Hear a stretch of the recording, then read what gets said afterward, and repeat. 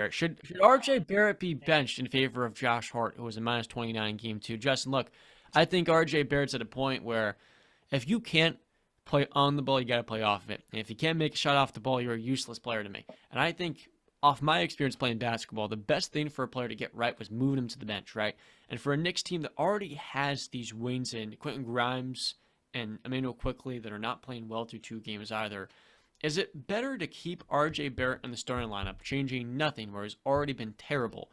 Or should they move him to the second unit, thinking that can revitalize their spark, while add a new dynamic to the starting five with a little bit more spacing, ideally? Well, you know what? It's not a matter of if he's in the starting rotation or not. It's this guy can't be getting 30 minutes over guys like IQ, Grimes, and OB.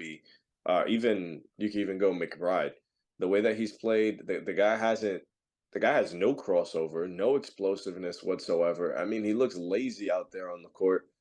His shot making obviously has never been consistent, but it's not even the shot making that's the problem. It's the quality of the shots that he's taken in this series. They're not good. They're not good at all. They're not putting us in positions to succeed. And Hmm. it sucks because I'm a big fan of RJ, and he signed a long extension to be a Knick for the next coming years. I'll be honest with you. I think this might be his last year as a Knick.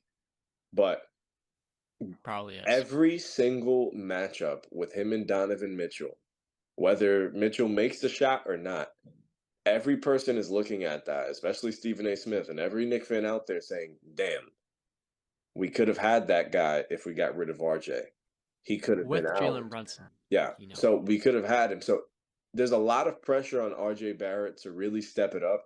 And I think that's in his mind. So I'm definitely hoping that come Friday night Knicks on MSG and on TNT, that RJ steps it up because man, that's in everybody's brain. We're regretting not getting rid of you. So I Mm, hope this is a message out mm. there that is in his head. I need to step it up, not only to prove to myself that I can play on a top tier level, but prove it to my team that it was worth the investment, keeping me. I, Because I, the writing's on the wall. He's not going to be a superstar. We know that. yeah, I think we've seen, Justin.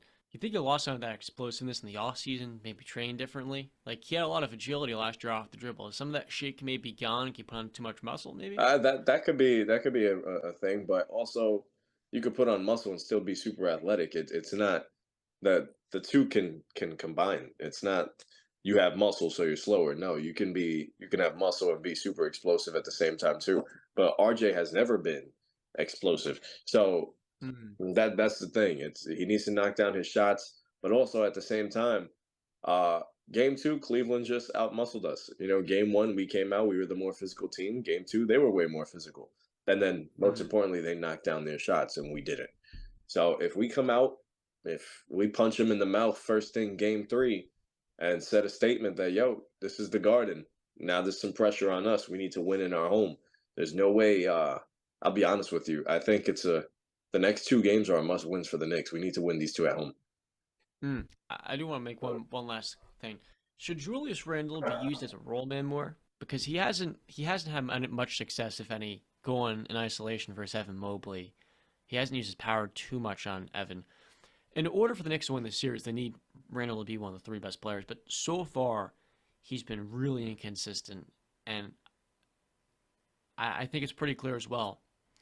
Jalen Brunson has no space to really operate, especially with RJ on the floor, because they're helping off of RJ and they're double teaming Jalen. A lot of these Cavs guards, and even then, I mean, Jarris Garland. You see that possession he had switched on RJ Barrett? He Mhm. was locking up RJ. He's 5 inches shorter.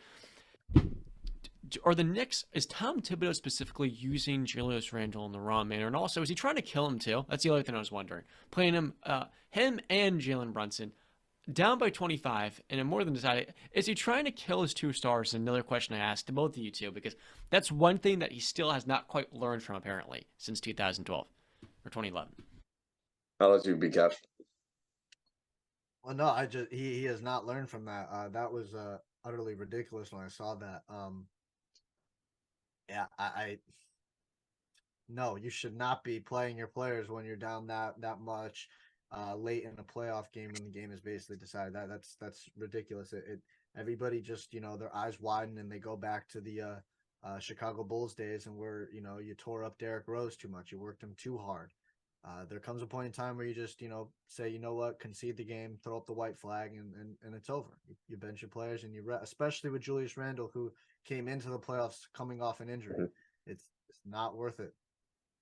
No, it's not. But also at the same time, I guess that's something that Tibbs has always been doing, and I think every player that plays in the Tibbs system knows what to expect with that. I don't think those guys want it to be off the floor anyway. Sometimes you got to get your players off and get them out of their own way. But Yeah, protect yeah, them. you got to protect And them. But also with how many days off in between that game? 3? they had 2 days Yeah, off. the 2 days off. So no, I'm saying how many days off between now and game 3? 2 more. It's a Friday.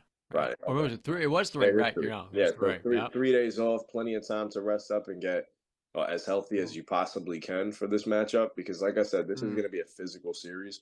A lot of things need to change. We need to create some more movement. Randall can't keep doing this ISO BS because it's not working at the moment. Grant, turnover, baby. yeah, listen, he played way better in game 1 than any of the games that he played against that Atlanta Hawks back in 2021. So there's some room for optimism. Hopefully, Cleveland's not knocking down shots the way they were. And then plus the biggest thing, and I'll tell you one thing, you're not gonna win a basketball game if you turn the ball over 14 times in the first half. You're not gonna do that. I think on the season we average 13 and a half or 14 turnovers per game. When you meet your season average in the first half of a game, you're not gonna win. Most of their points came off of turnovers. So if you eliminate that, credits to Karis LeVert. He played great defense on Jalen Brunson. I mean, I guess having a 6'6" guard guarding Jalen Brunson definitely helps, but you can't turn the ball over at that rate. You got to get your offensive rebounds. You got to rebound the ball, period. And you got to out physical those guys. I would even love to see Jericho Sims get some action just to out physical guys like Jared Allen and Mobley. So we'll see what happens in game 3, but I'll be honest with you. I think Madison Square Garden is going to be rocking. I think the Knicks take game 3. It's going to be fun. I 100% agree with that. I think the Knicks are taking game 3 in MSG. You're right with the rebounds. I mean, not one of your Knicks had a double-digit rebounds. It's just not a winning recipe. So, and like I said, me and John talked about it while you weren't here, Justin, for the Cleveland to win. I didn't expect LeVert to have another 1-for-7 game, and I don't expect him to have another 24-point per game game. But I see somewhere in that middle is where Karis LeVert is. Like I said, he's better than 1-for-7, and he showed it. Don't expect Donovan Mitchell to only take 11 shots again, or only 17 points. I know he had 13 assists. I think that was a career high. But don't expect that again. He's going to get it ramped up more. Not 30 shots like he did in the first game because that's too much, but 20 shots definitely, I think, for Donovan Mitchell. And then Mobley, I called for him. You need Mobley to step up. I know he's young, but you're going to be called on, buddy, and you're going to have to show up offensively. And he had a good game, 6 for 11, 15 and 13. So they did what they basically everything I called for them to do. Darius Garland too. I need you to be more aggressive, and I need you to be able to assist the ball more. Well, 32 points and seven assists. He performed, and so everything I called for, they did.